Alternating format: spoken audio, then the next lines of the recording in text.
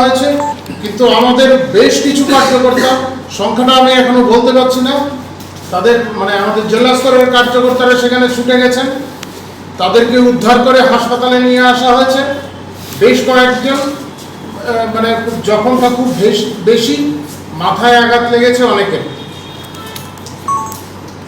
বন্ধুরা, আপনারা সবাই জানেন নির্বাচনটাকে পিছিয়ে আনা হয়েছিল, 18 তারিখে ভোট গ্রহণের কথা ছিল। কারণটা দেওয়া হয়েছিল যে জনগণ যাতে তাদের ভোটাধিকার প্রয়োগ করতে পারেন, শান্তিপূর্ণভাবে নির্বাচন হয়। আমরাও তাই চেয়েছিলাম শান্তিপূর্ণভাবে ভোটটা হোক। তবে এটাও শঙ্কা প্রকাশ করেছিলাম আমরা যে আমাদের যারা প্রতিপক্ষীয় রাজনৈতিক দল, তারা তাদের পায়ের তলার মাটি হারিয়েছে, এখন তারা সন্ত্রাসের পথই বেছে নেবে। এই চেষ্টাটা কিন্তু আজকে হয়েছে, বিভিন্ন স্থানে হয়েছে এবং বিভিন্ন আঙ্গিকে হয়েছে। সিপিআইএমের যে শীর্ষ নেতারা, তারাও এই সমস্ত কর্মকাণ্ডে যুক্ত। এমনকি অসুস্থ নেতারা, শারীরিকভাবে অসুস্থ, মানসিকভাবে আমি বলবো না, শারীরিকভাবে যারা অসুস্থ, তারাও ময়দানে নেমেছেন এই সন্ত্রাসের কাজ করানোর জন্য। অনেক আগে থেকে বলে আসছিলাম যে সাধারণ প্রশাসন এবং পুলিশ প্রশাসনে কিছু দলদাস আছে। আজকে আরও কয়েকজন নিজেদের দলদাস হবার প্রমাণ দিয়েছেন। সিপিআইএমের আমলে, সিপিআইএম ক্ষমতাসীন থাকার কালে যোগ্যতার ঘাটতি থাকা সত্ত্বেও বাঁকা পথে যারা চাকরি পেয়েছেন, তারা তাদের সেই দায়িত্বটা পালন করেছেন তাদের অন্নদাতাদের। তবে এটা মনে রাখতে হবে, তারা হয়তো ভুলে গেছেন তারা সরকারি চাকরি, তারা তাদের দায়িত্বটা পালন করবেন সরকারি কাজের, সরকারি কর্মকাণ্ডের এখতিয়ারে থেকে, পার্টির জন্য না। পার্টির ক্যাডার হতে গেলে যে সমস্যা হয় সেটা তারা এখন বুঝতে পারে। আজ সকালেই আমরা সাবরুমে দেখেছি কিছু মহিলা কার্যকর্তা, আমাদের কিছু মহিলা কার্যকর্তারা ছিলেন। আপনারা সবাই জানেন নির্বাচন যে ভোট গ্রহণ কেন্দ্র, তার নির্দিষ্ট দূরত্বে আমাদের বসার ব্যবস্থা থাকে, রাজনৈতিক দলগুলির বসার ব্যবস্থা থাকে। সেখানে বসেছিলেন আমাদের মহিলা কার্যকর্তারা, তাদের উপর হামলা হয়েছে সাবরুমে।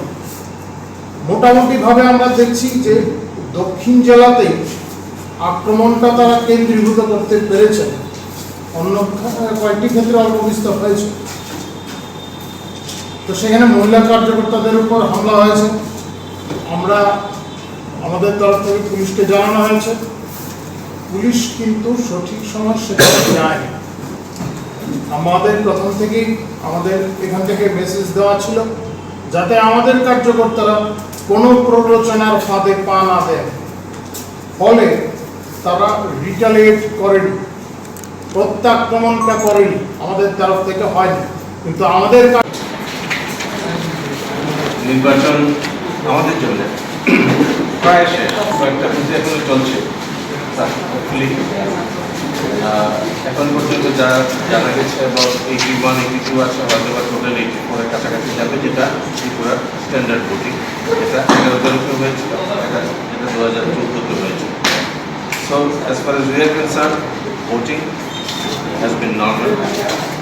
আর যারা ভোট দিয়েছেন নির্বাচনে এবার ঠিক ওই পার্সেন্টেজের মানুষই গত পার্লামেন্ট নির্বাচনে একই পার্সেন্টেজের মানুষ সেটা স্ট্যান্ডার্ড মেনটেন করেছে। অনেক বিভ্রান্তি, অনেক ষড়যন্ত্র, অনেক চক্রান্ত উপেক্ষা করে ত্রিপুরার মানুষ ভোট দিয়েছেন। আমি ত্রিপুরার সমস্ত নাগরিকদের অভিনন্দন জানাই শান্তিপূর্ণভাবে ত্রিপুরার ভোট সম্পন্ন করার জন্য। পারতাম, কিন্তু আমাদের তরফ থেকে কিচ্ছুটি করা হয়। এখানেই সমস্যা নেই। ওই বলছিলাম দলদাসের কথা, কয়েকজন পুলিশ অফিসার, সেন্ট্রাল ফোর্স যারা এসছে, তাদের তো পরিচালনার দায়িত্বে আমাদের এই রাজ্যের পুলিশ ছিল। একটা অদ্ভুত পরিস্থিতি সৃষ্টি করার জন্য একটা পারিবারিক অনুষ্ঠান চলছিল একটা বাড়িতে, সেখানে আচমকা চড়াও হয়ে সমস্ত খাবার দাবার ফেলে দিয়েছে। আচমকা তারা কেউ বুঝতেও পারছিলেন না কি হচ্ছে। বাড়িতে অতিথি অভ্যাগতরা আসছেন, ওই সময় গিয়ে এই মানে সেন্ট্রাল ফোর্সকে সামনে রেখে পেছনে যে আমাদের এই যে পুলিশের কিছু অফিসার ছিলেন, সুনির্দিষ্ট অভিযোগ করা হয়েছে এই বিষয়টাতে। আমরা তৎক্ষণাৎ জানিয়েছি। আমরা আজকে সকালে যখন ডক্টর অশোক সিনহার নেতৃত্বে জুসি সাহেবের এখানে গেছিলাম, সেখান থেকে আসার পরই আমরা এই খবরটা পেলাম এবং সাথে সাথে আমরা জানিয়েছি। আমরা জানতে পেরেছি সেখানে পাঠানো হয়েছে অন্যান্য অফিসারদের, স্থানীয় প্রশাসনের আধিকারিকরাও করে গেছেন। খোয়াইতে লাইনে দাঁড়িয়েছিলেন ভোটাররা, কয়েকজন ভোটারকে গিয়ে আচমকা পেটাই করা হয়। পুলিশ গিয়ে সেখানে এই সমস্ত কাজ করেছে। তারা ভোট দিতে এসেছিলেন, অভিযোগ সেই ক্ষেত্রেও হয়েছে। তারা একটা স্পেসিফিক নাম বলে দিয়েছে, তারা একটা গ্রামীণ স্পেসিফিক নাম দিয়ে বর্ণনাটা করে দিতে রয়েছে। তারা তাদের কাজে সন্তুষ্ট কিনা তথ্য বলে আমরা তুলে দিলাম। দলের তো জিজ্ঞেস করতে পারে দুর্নীতি গেলেন সে অপরাধ অফিসে গেলেন দোষীর কাছে আপনাদের সব কি কথাবার্তা হলো? জুলসির কাছে আমরা জনগণের যে ভূমিকা ছিল, জনগণের যে স্বতঃস্ফূর্ততা ছিল, তা আমরা 11 এবং 23 উভয় দিনের ক্ষেত্রেই আমরা সন্তুষ্ট।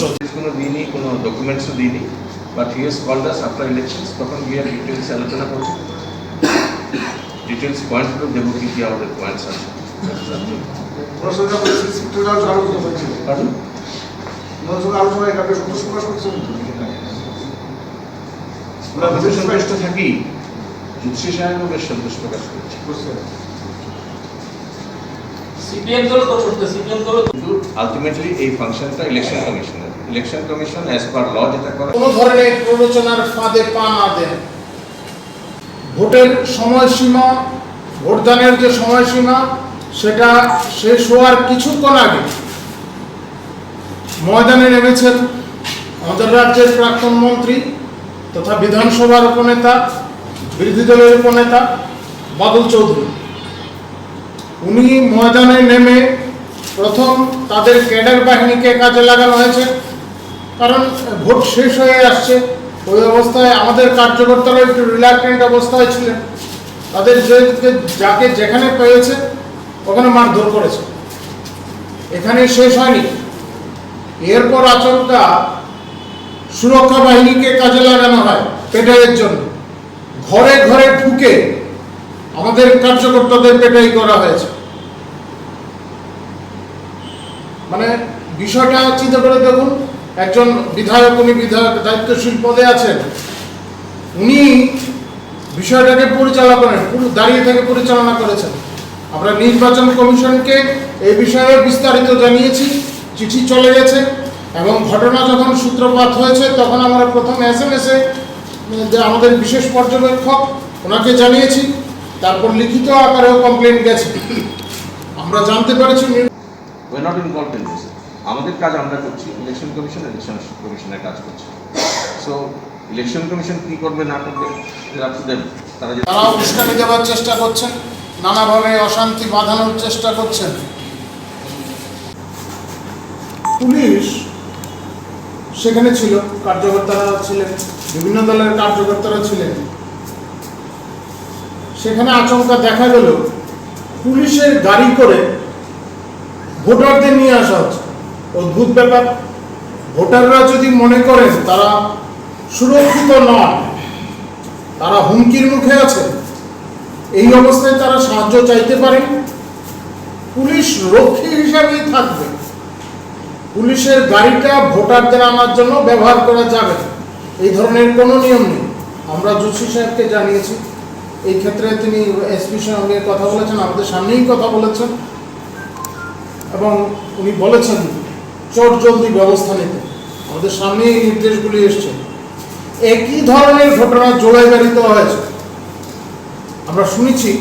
এখনও সে বিষয়টা আমরা এখনো কনফার্ম হতে পারিনি, জুলাইগাড়িতে যখন এই ঘটনাটা চলছিল তখন পার্শ্ববর্তী এলাকায় এই যে বর্তমান সাংসদ তথা সাংসদ পদপ্রার্থী জিতেন্দ্র চৌধুরী পার্শ্ববর্তী এলাকাতেই ছিলেন এবং প্রায় হাজারখানেক ভোটারকে এভাবে পুলিশের গাড়িতে করে বিভিন্ন সময় আনা হয়েছে।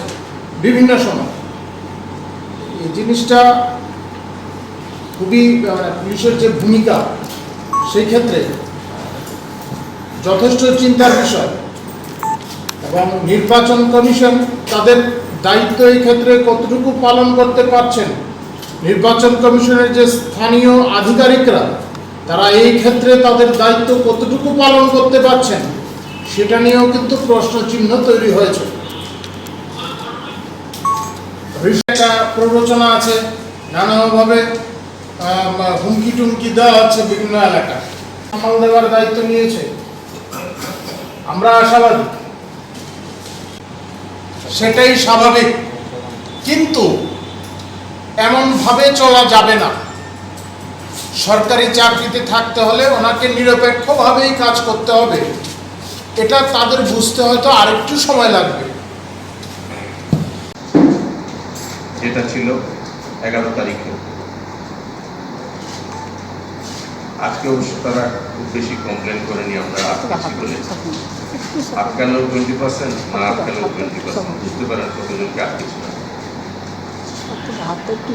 এরা জনবিচ্ছিন্ন, পোলিং এজেন্ট খুঁজে পায় না, তার জন্যে নিজের দুর্বলতাটাকে আটকানোর জন্যে, দুর্বলতাকে লুকানোর জন্যে তারা আজকেও সারাদিন দেখলাম কান্নাকাটি করছে এখানে সেই কিন্তু আলটিমেটলি তারা নিজেরাও বেশি কনভিন্সিং ছিল না, কারণ আজকে সেখানে এত বেশি সার্ভেলেন্স ছিল যে মিথ্যা কথা বললে সঙ্গে সঙ্গে ধরা পড়ে যাচ্ছে। সো সিপিএম এর মধ্যে থাকবে, আমরা আমাদের মধ্যে থাকবে। তারা আমরা পাল্টেছি, তারা তো পাল্টায় না, তারা তো আগে ফিরেছে কান্নাকাটি। আমি একদিন বলেছিলাম আপনাদের, সিপিএম নামক পার্টিটা যখন দুর্বল থাকে তখন তারা সবচেয়ে বেশি কান্নাকাটি করে, আর তাদের যখন শক্তি সঞ্চয় হয় তারা মারপিট শুরু করে। মারপিট দেখলে বুঝবেন ওই জায়গাটা সিপিএম এর একটু শুরু করেছে, আদারওয়াইজ সব তারা কান্নাকাটি করে। আজকে পুরোদস্ত কান্নাকাটি করেছে। কংগ্রেসও দেখলাম শিখছে সিপিএম কিভাবে কান্নাকাটি করেছে, আজকেও করেছে, কাল রাত থেকে শুরু করেছে। Frankly as Nabendra will tell you, অনেকগুলো ইনসিডেন্টস ঘটেছে আজকে, ছোট ছোট ইনসিডেন্টস, সেগুলো দেখলে আপনারা বুঝবেন একটা প্যাটার্ন আছে সেই ইনসিডেন্টসের। সেটা নবেন্দ্র আপনাদের দেখাবে। আর আমি আমার টিম যেটা আছে, ইলেকশন টিম, এটাতে ভিক্টর থেকে আরম্ভ করে ঘটনার কথা বলছি। 11 তারিখ বলা হয়েছিল আমাদের কার্যকর্তারা নাকি রেগিং করেছে। এবার একটা রেগিং এর নমুনা দেখুন। ধর্মনগরে এক প্রিসাইডিং অফিসার, বাম আমলে বাছাই করাদের প্রিসাইডিং অফিসার করা হতো, এখন আর দলীয় আনুগত্য দেখে তো করা হয় না, এখন ওই প্রথা শেষ হয়ে গেছে। ধর্মনগরের একটি ভোট গ্রহণ কেন্দ্রে এক প্রিসাইডিং অফিসার আচমকা লাফিয়ে উঠলেন। তিনি হয়তো আকার ইঙ্গিতে বুঝতে পেরেছেন যে ভোটাররা আসছে ভোট দিতে, তিনি যেই দলকে সমর্থন করেন বা তিনি যেই দলের দাস হয়ে কাজ করেন সেই দলের আশা নেই, তো তিনিও নিরাশায় ভুগছিলেন। তো এমন তো অবস্থায় তিনি নিজের উপর আর নিয়ন্ত্রণ রাখতে পারেননি, তিনি উঠে গিয়ে নিজেই ভোট দিতে শুরু করেছেন। এমন অফিসারও আমাদের রাজ্যে আছে। তো তিনি ধরা পড়েছেন। ভোটের দিন দোকানপাট বন্ধ থাকবে, বাজার বন্ধ থাকবে, এমনটা তো কাম্য না, এটা ধর্মঘট না। জনগণ গণতান্ত্রিক উপায়ে তাদের মতদান করবে, কিন্তু নির্বাচন কমিশনের কতিপয় কার্যকর্তা মাইকিং করেছেন যে দোকানপাট বন্ধ রাখার জন্য, বাজার বন্ধ রাখার জন্য। এটা একটা অদ্ভুত বিষয়। আমরা বিষয়টি জানতে পেরেছি, নির্বাচন কমিশনকে জানানো হয়েছে, সঙ্গে সঙ্গে আরও বিষয়টা জানতে পেরেছেন এবং তিনি খোঁজ খবর নিয়েছেন। তারা তাদের মতো করে ব্যাখ্যা দিয়েছেন এটা তাদের ভুলভ্রান্তি হয়ে গেছে ইত্যাদি সম্পর্কে। কিন্তু এই যে অবস্থাটা সৃষ্টি করা হলো, একটা আতঙ্কের পরিবেশ সৃষ্টি করা হলো, যার মেশিনারিদের মাধ্যমে যারা নির্বাচন পরিচালনা করবেন তাদের মাধ্যমে একটা আতঙ্কের পরিবেশ সৃষ্টি করা হলো, সেখানে 2% তো কম হতে পারে ভোট। মানুষ তো ভয়ে বেরিয়ে আসতে পারেননি, এটাও তো ঠিক। তাদের মধ্যে তো ভয়ের সঞ্চার হয়েছে। এই বিষয়টাতে কিন্তু নির্বাচন কমিশনকে জবাব দিতে হবে।